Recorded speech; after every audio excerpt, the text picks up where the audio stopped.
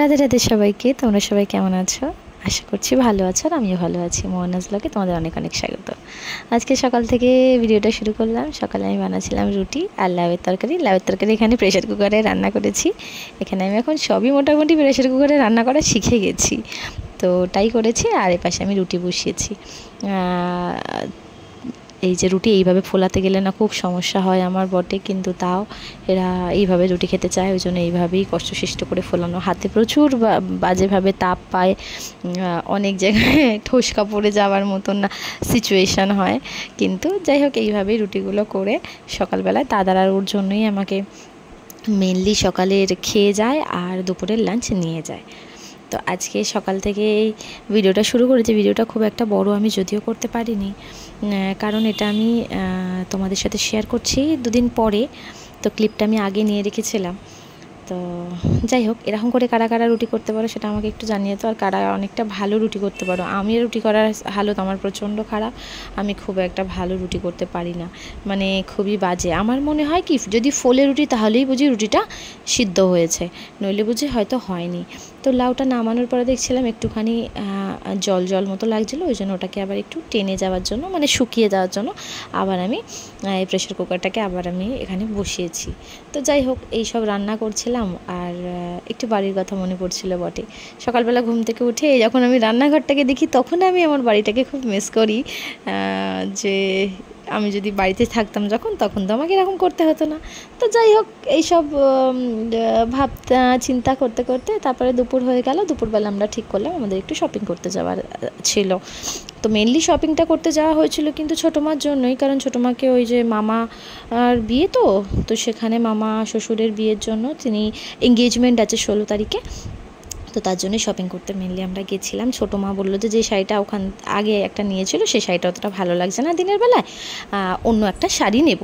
তো আমার জন্মদিনে যে শাড়িটা আমাকে দেওয়া হয়েছিল ওয়ান টাইপ অফ, মানে ছোটো মা চেয়েছিল ওরকমের মধ্যেই, কিন্তু ওরকমের মধ্যে তো হয়নি, দেখো অন্য রকমের হয়েছে। আমি ছোটো মার শাড়িটা তোমাদের সাথে শেয়ার করতে পারিনি। দেখো যে শাড়ির দোকানটায় আমরা এসেছি, শাড়ির দোকানটা কিন্তু খুব বড় আর অনেক হিউজ কালেকশান। এখানে আমি অল্প একটু ক্লিপ নিতে পেরেছিলাম বটে, তারপরে আমি অন্য জায়গায় দেখছি যে এখানে কিন্তু ক্যামেরা অ্যালাউডেড নয়, ওই জন্য আমি আর বেশি ক্লিপ নিইনি। এখানকার ম্যাক্সিমাম শাড়িপত্র সবই এই রকমের মধ্যেই।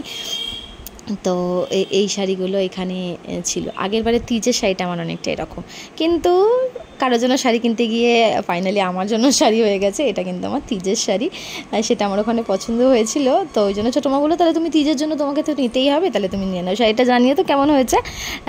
আর একটু মানে হয়তো অনেকে বলবে হালকা কালার, বাট আমার হালকা কালারটাই পছন্দ হয়েছে। শাড়িটাতে কিন্তু এরকম পুরো সুতো দিয়ে কাজ কিন্তু রয়েছে।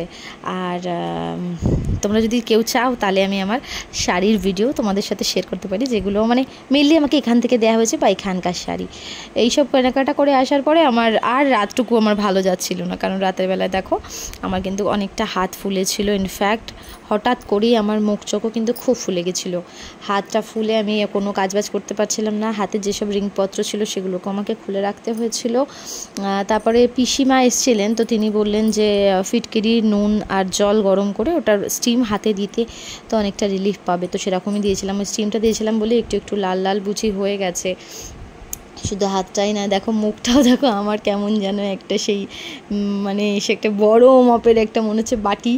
তো কারণ আমার চোখ টোকগুলো কিছু আমি ভালোভাবে খুলতে পারছিলাম না, আমার আর কিছু ভালো লাগছিল না, ওই জন্য আমি আর বেশি ভিডিও করিনি।